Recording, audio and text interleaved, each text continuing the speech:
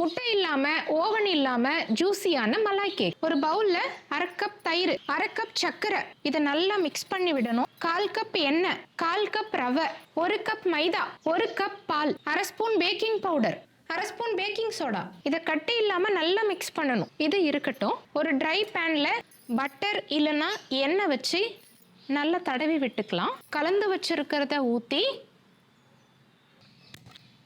பழைய தவா இல்லை தோசைக்கல் ஏதாவது அடுப்பில் வச்சு 10 நிமிஷம் ப்ரீ ஹீட் பண்ணதுக்கப்புறம் இந்த பேன் எடுத்து மேலே வச்சு அடுப்பை மீடியம் ஃப்ளேமில் வச்சு 20லேருந்து 30 நிமிஷத்துக்கு வேகணும். இந்த கேப்பை ஏதாவது குச்சி வச்சு அடைச்சிடலாம். கேக் நல்லாவே வெந்துருச்சு.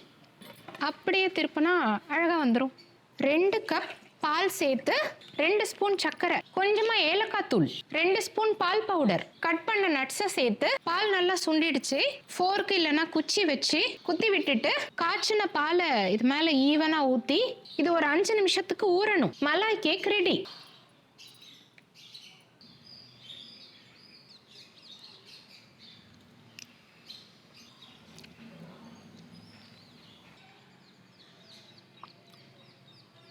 செமையாக இருக்குது.